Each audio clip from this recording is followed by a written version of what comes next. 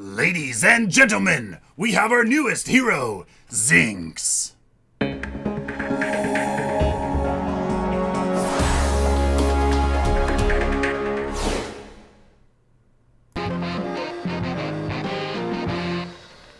She escaped the lab, and science just got fun. Bred to be the perfect specimen. Synthesized for deadly precision. This kitty's got claws. This experiment didn't go wrong. Instead, she went too right. Dr. Maximov, the man who brought you Phase and Howitzer, presents Zinx.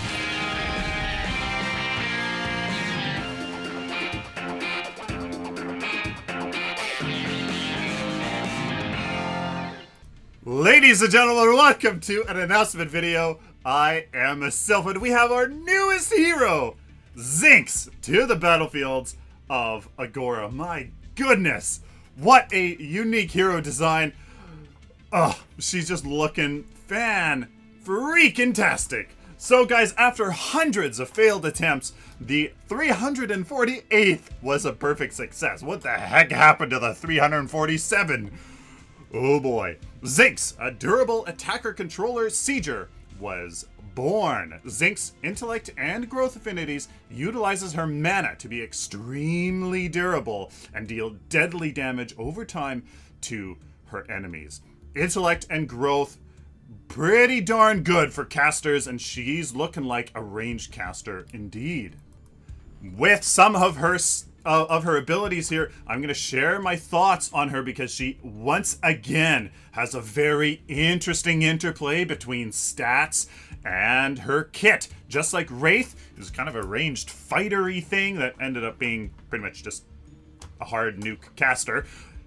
This hero here, Zinx, is looking very, very interesting as well. So her first ability here is her R1 ability, Bad Medicine. Zinx charges her gun and creates an AoE field of energy on the ground in front of her, can be discharged early to create a smaller field. That was the very first ability you saw, which kind of kills the Revenant, Twin Blast, and Murdoch. As you can see right here, it looks like this has a pretty large area of effect, and you can definitely get quite a few people in its wake. There's going to be a good ability for her, as she kind of seems like a little bit of a team fight oriented caster with some nice large abilities that she should be able to influence in those team fights. Now, the next ability for her is a Q or square ability called Kitty Claws. It's a toggle.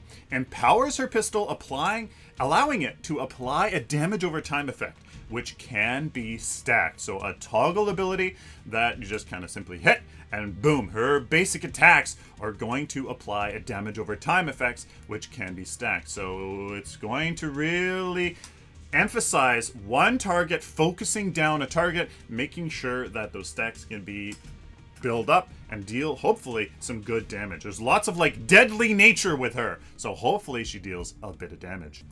Now, here on this Yin, she uses her ultimate, but she also, I think, is using Kitty Claws. That is that purpley thing that goes along the trail of her basic attack. I think that is her empowered state. On a carry or on a high priority target, this Kitty Claws is going to be key to help focusing down that target and taking them out of the fight. Now, the next of her abilities is Ricochet Stun. It's her E or circle ability, and you see it happening right now. It's a medium range projectile which bounces around nearby enemies, stunning them. Now, the stun duration, though, increases for each enemy hit. So, if, again, you are caught in a large group of minions, Zinx is going to really punish you and the rest of your team for being there. She's going to be great at sieges and also repelling sieges. Just like Aurora can just counter you being around minions or grouping up, Zinx looks like she's going to be good at team fights as well. This stun, we don't know how much it is, but I'm assuming, hey, if you're around a bunch of minions or just 5 heroes, oh boy, that's going to really, really hurt. Now, the next ability is her ultimate called Dirty Healing. So our triangle ability, of course. Now, there's two parts of it. There's a passive and an active. The passive part, Zinx gains bonus mana regen based on a percentage of her missing mana. It's basically an infinity stream. She has an infinity stream built into her kit. The less mana she has, the more mana regen she's going to get. So there's kind of an interplay with you're incentivized to use your abilities so that you can get that part of her ultimate to kick in. Now this means that I think she's you're supposed to be using these toggles all the time, really trying to get use out of her utility. Now she of course is going to deal damage, but she's also be able to have fantastic sustain. The toggle part of her ultimate is while activated, she will immediately heal for 50% of all damage taken, costing mana instead. What this means to me is if she takes 200 damage, 100 of it will be spent as mana, and 100 of it will be spent as health. She kind of is able to take incoming damage and spread it instead of onto her health, onto her mana as well. So basically, her mana, if you could just sit there and have Dirty Healing on, you can basically treat your mana pool as health. Now, I think there's a reason why they are showing Zinx here going after 3 carries and a yin later on.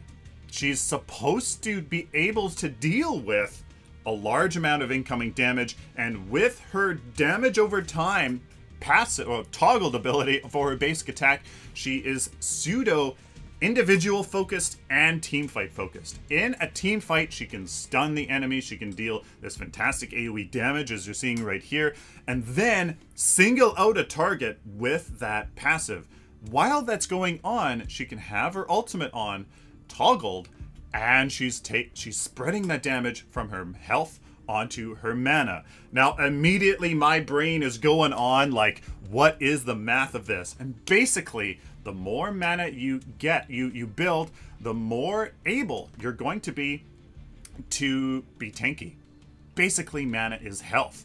And she essentially, at some point, is a rampage, but ranged. She has a stun. She has an AoE stun on top of that. She has a great, well, that's pretty much where it ends, but her regen from Rampage's ult instead is just a passive tank on her mana that nobody can thick blood. You can't thick blood that. You can't reduce that effect. She just has that extra health from her mana pool. So if you have at least as much mana as health, you basically has twice as much health than otherwise. This means that as a caster at level 15, she'll have 1400 health. She'll have 1200 mana. You build a couple CP into mana to bring that up to 1400. You essentially have 2800 health. Yeah, she's probably going to have the base stats of a caster, so you'll need a little bit more basic armor than a normal tank would,